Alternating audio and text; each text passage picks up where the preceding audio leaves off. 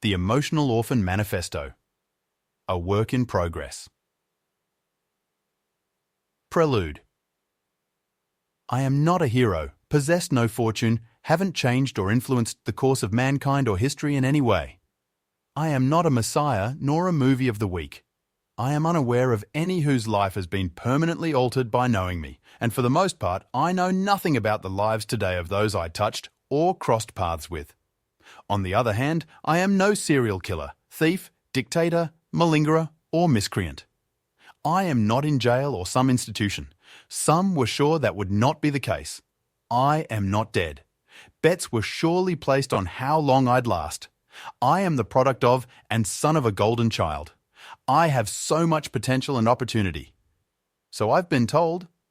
Frequently. Mine is a story the world could probably do without, but for me, it is one that must be told. 1. A wise man said after being told of his impending death from a terminal illness, "I lived my life exactly the way I chose, and I intend on living my death the same way." This, for me, started some soul-searching. How had I lived mine? I found through my introspection that I had lived it in bits and pieces, glimmers and glimpses, equations with no sums. I felt as though I had been given only 55 minutes for each hour I had lived, or as though I had only used that many. The others ticked away. If I watched it as a movie, would it be as tragic as my excuses would have it to be? Could it be wrapped as a comedy, perhaps a comedy of errors, as absurd and ridiculous as Lucy and Ricky, The Honeymooners, or anything Hollywood could dream up? Would it be like I had been punked, or simply another soap opera? We now return for the second half of Days of Our Minutiae. I do believe it could never be as popular. I suspect, when compared to a steady fare of reality TV, my life has had very little TV-worthy reality. Poets, authors, writers and artists of all sorts stick to the notion that you should never show a work in progress. As common and accepted as this may be, and at the egotistical risk of giving myself one of these lofty titles, I have no choice but to show this work. Even after I am long gone, with or without my answers, this work may never be complete. Magicians have a code which demands they never reveal the secrets of their magic. Those blessed with the gift of magic, not the gift of a sleight hand, require no such code. Theirs is no trick, and they know no secrets which make their illusions real. They only know they are gifted. Their belief in the conversion of illusion to reality is so powerful that it actually can occur for them. As a man thinketh, and all that jazz. Since I am not dexterous enough to be a prestidigitator, and since my belief in magic is not strong enough to make anything happen, the writing of this text is an exercise designed to put my belief in magic, or miracles, to the test. Willingness combined with belief, and action gets results.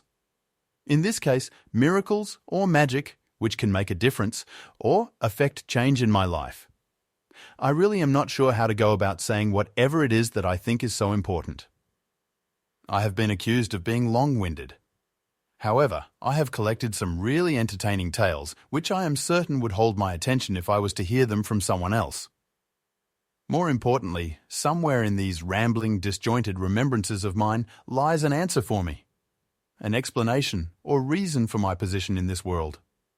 Something to help me make sense of it all. I suppose the way to get to it is to simply tell the tales. I must clarify up front that although I am in the throes of an existential crisis, which has led me here to finally put pen to paper, I use the term crisis hesitantly. I consider myself a fairly spiritual, if not religious man. I do not question the existence of angels and gods. I get the idea of a higher purpose and have even devoted a portion of my life to defining what that purpose is for me. I've battled and beaten a number of my own demons and skated death way too many times. I'm not so vain as to believe I could have done so without divine providence and intervention. The issues I am wrestling with now are more related to the confusion I feel about the seemingly minimal long-term impact these triumphs have had. No matter the effort, sincerity, willingness, or the growth I have attempted, exercised, or exhibited, ultimately my results tend to be the same. Circumstances come full circle, the fears and setbacks seem the same.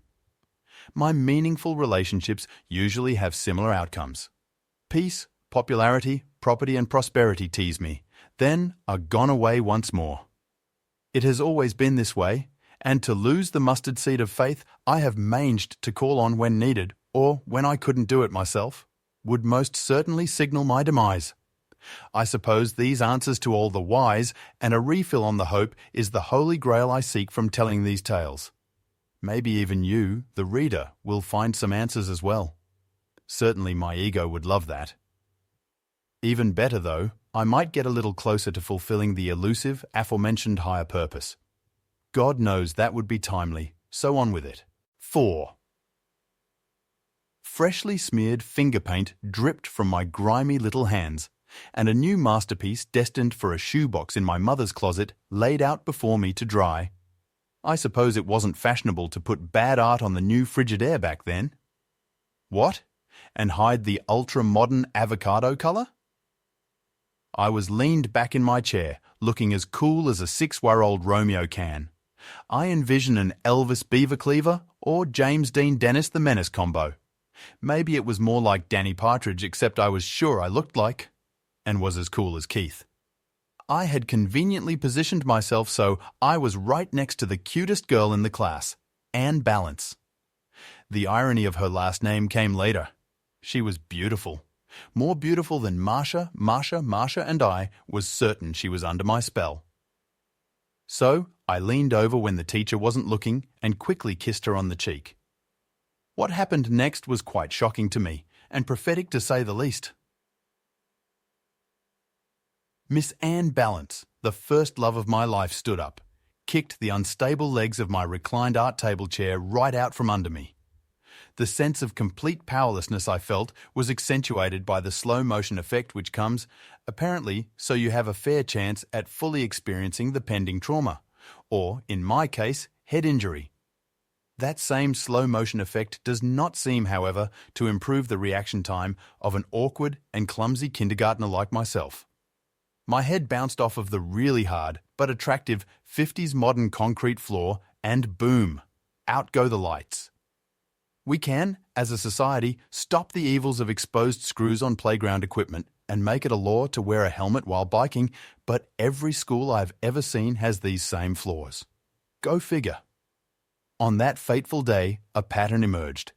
I would psych myself past my own insecurities and low self-esteem by presenting an illusion of myself only to be let down. On that day, I guess you could say I got my first mild concussion when I lost my balance while losing balance. See, I told you it was ironic. The real irony is, though, in first grade, without much coercion, Anne became my first real girlfriend and she willingly gave me my first real kiss on the cheek. Right after I chased her halfway home from school. I dared not risk the attempt around any concrete floors. 2. My first real memory in life is Sean Connery. Thunderball, the James Bond film, was playing on that big screen in front of my mum and I. We were at the mid-60s posh, save us from downtown, leave us in the suburbs, Lenox Square. Not mall, mind you, square. Malls had not been invented yet. I will speak of Lenox many times. I have an ongoing and annoying habit of returning to the familiar places. My life and reaction to it has had me riding the pendulum. I swing from one extreme to the other, and when the ride allows me some slight control, I usually return to some familiar place, person, behavior, or a combination of the three that offers comfort or familiarity. My mind and memory, however, do not always serve me so well. The tender moments of a son and mother getting some together time at a suburban movie theatre and the larger-than-life adventures of a suave British international spy are warm fuzzies which could never be replaced, nor duplicated at Lenox or anywhere else. I naturally forget the argument she had with my father that led to this act of defiance instead of polishing the furniture with pledge. My other many returns there generally were for very different reasons with much less heartwarming results. My dentist was there. He rebuilt my smile there after I broke bicycle restriction, got hit by a car, and lost 2 of my brand new, permanent teeth. I had many shoplifting competitions there with my junior high school hoodlum buddies, way before prevention devices and real gangs. After getting the crap beaten out of me while skipping school in Chastain Park for being a 15-year-old drunk, dumb smartass, I ended up there, in a stupor, covered in blood, for about 4 hours before I knew it. No one helped me at all. I fell in love with Valerie Knight that day for taking care of me on the public transportation bus ride home. Call me Val, I miss you. See, it's the pendulum again. I even saw a drag queen spend more money on a dress there than I have ever seen spent on one dress to this day. Tips from the locker room the night before made it possible. I was there to see Bobby Brown and his posse get banned from there before Whitney tried to save him, then subsequently fall out of grace with him. That was the 70s and 80s for you in suburbia. I can assure you, downtown was certainly no more dangerous. I was always anywhere I went, and I was my only real danger. Coupled with the unyielding and paradoxical circle fate had in store, presenting the same general results I have always ended up with, like loneliness and poet's poverty, I can always find justification for my excesses, my excuses, and ex-wives in sweet self-pity. But I digress. 3. Age 6. Self-imposed turmoil really started. I decided what I wanted to be when I grew up before I started school. I wanted to excel as a liar, be an asshole, a ladies' man, and invisible to myself. So I set about seeking that goal. Little Johnny and his family lived directly behind us.